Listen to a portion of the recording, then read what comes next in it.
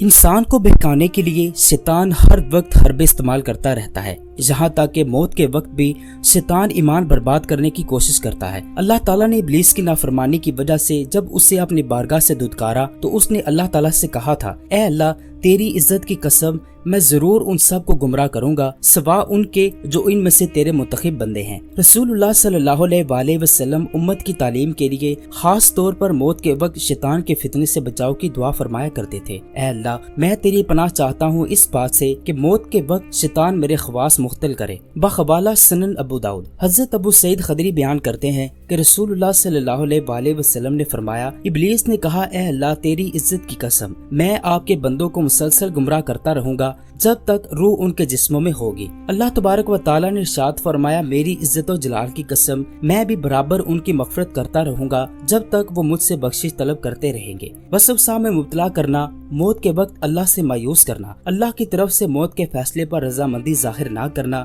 یا موت کے وقت کسی کے سامنے آ کر بہکانے کی کوشش کرنا، سب صورتیں ممکن ہیں۔ جب بندہ قبر میں رکھا جاتا ہے اور منکر نکیر سوال کرتے ہیں، شیطان وہاں بھی خلل ڈالتا ہے اور جواب دینے میں بہکانے کی کوشش کرتا ہے۔ جب مردے سے سوال ہوتا ہے تیرا رب کون ہے، تو شیطان اس وقت ظاہر ہو کر اپنی طرف اشارہ کرتا ہے کہ میں تیرا رب ہوں۔ اس لیے حکم آیا کہ میت کے لیے جواب میں ثابت قدم رہنے کی دعا کریں۔ بعض حدیثیں قبر میں شیطان کے گمراہ کرنے سے متعلق موجود ہیں، جن میں آیا ہے کہ حضور صلی اللہ علیہ وآلہ وسلم میت کو دفن کرتے وقت دعا فرماتے، الہی اسے شیاطین سے بچا۔ نبی پاک صلی اللہ علیہ وآلہ وسلم نے فرمایا، جب بندے کو قبر میں رکھ دیا جاتا ہے اور اس کے ساتھی پیٹ پھیر کر چلے جاتے ہیں حتیٰ کہ وہ ان کے جوتوں کی آواز سنتا ہے، پھر اس کے پاس دو فرشتے آ کر اس کو بٹھا دیتے ہیں۔ وہ اس سے کہتے ہیں، تم اس شخص محمد صلی اللہ علیہ وآلہ وسلم کے متعلق کیا کہتے ہو؟ بندہ کہے گا، میں گواہی دیتا ہوں کہ یہ اللہ کے بندے اور اس کے رسول ہیں۔ پھر اس سے کہا جائے گا، دیکھو یہ دوزخ تمہارا ٹھکانہ تھا،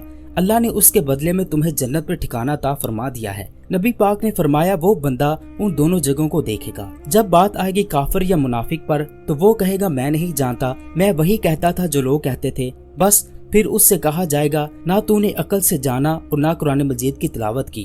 پھر اس کے دونوں کانوں کے درمیان لوہے کے ہتھوڑے سے ضرب لگائی جائے گی، جس سے وہ چلائے گا اور اس کے چلانے کی آواز کو جن و انس کے علاوہ اس کے قریب کی تمام چیزیں سنیں گی۔ توبہ کا وقت صرف زندگی میں ہے، موت کے بعد توبہ ممکن نہیں۔ قبر میں میت سے پوچھا جائے گا جو وہ دنیا میں کیا کرتا تھا، اور وہ وہی جواب دے گا جو دنیا میں کہا کرتا تھا۔ اللہ تعالیٰ کا فرمان ہے، اللہ ایمان والوں کو دنیا اور آخرت کی زندگی میں حق بات پر ثابت قدم رکھتا ہے اور ظالموں کو گمراہی میں چھوڑ دیتا ہے۔ جب کوئی مسلمان بندہ فوت ہو جاتا ہے تو اس کو اس کی قبر میں بٹھا کر پوچھا جاتا ہے، تیرا رب کون ہے، تیرا دین کیا ہے، تیرا نبی کون ہے؟ اللہ تعالیٰ اس کو ان جوابات میں ثابت قدم رکھتا ہے۔ وہ کہتا ہے، میرا رب اللہ ہے، میرا دین اسلام ہے اور میرے نبی سیدنا محمد صلی اللہ علیہ وآلہ وسلم ہے۔ پھر اس کی قبر میں وسعت کر دی جاتی ہے۔ اللہ تعالیٰ کا فرمان ہے، ان لوگوں کی توبہ قبول کرنا اللہ نے اپنے ذمہ کرم پر نہیں لیا جو گناہ کرتے چلے جاتے ہیں، یہاں تک کہ جب ان میں سے کسی کی بوجھ سر پر آ جاتی ہے تو کہتا ہے، اب میں نے توبہ کی، اور نہ ان کی توبہ قبول ہوتی ہے جن کی موت کفر پر واقع ہوئی ہو۔